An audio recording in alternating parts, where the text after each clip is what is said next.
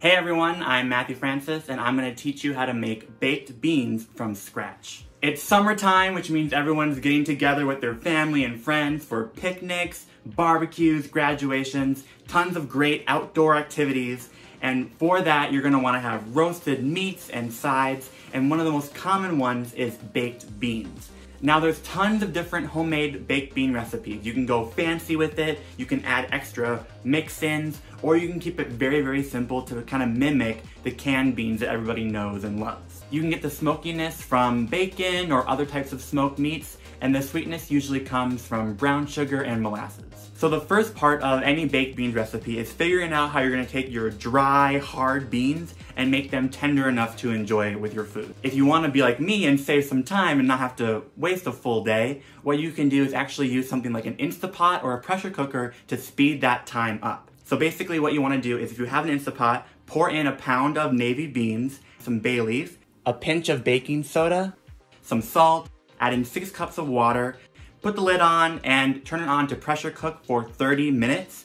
What that's going to do is really just kind of pressurize the area inside the Instapot and cook the beans and soak them and make them plump and make them tender all in 30 minutes. Once your 30 minutes of cooking the beans is up, release the pressure and then take the lid off, and you're going to want to save both the beans and the bean liquid. Just remove the bay leaf. Okay, so now we're at the point where our beans are fully cooked. They're ready to go.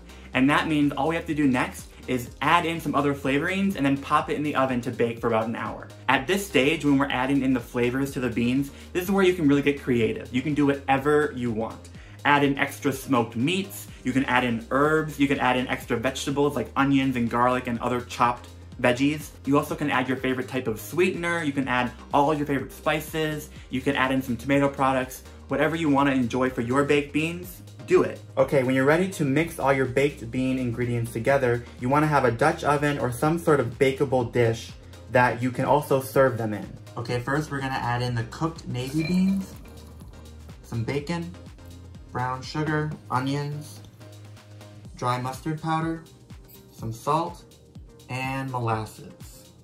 And then finally, we want to add enough of the cooked bean liquid to cover the beans. There we go. And give it a stir. Okay, everything is well mixed. Now I'm going to put the lid on.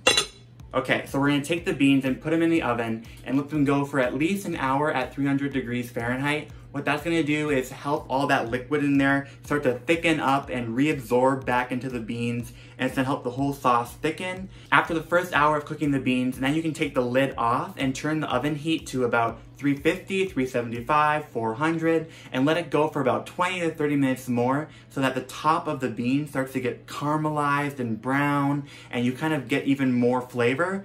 And then after that, you can take it out and you can eat it. It's ready to go. All right, so the baked beans are done. See how nice and dark they look? I'm gonna take a scoop to put it on the plate. And there you have it. That's how you make baked beans from scratch. So if you enjoyed watching this video, please subscribe to Allrecipes. We make a ton of great picnic content, summer recipe content, beans, meat, whatever you want, we got it. And don't forget to leave a comment down below with what you would put in your baked beans to make them a little bit special, to make them your own. I want to hear what you have to say. Don't forget to press the little notification bell so you don't miss any of the great videos we do make. And that's it. I'm Matthew Francis, and I'll see you next time.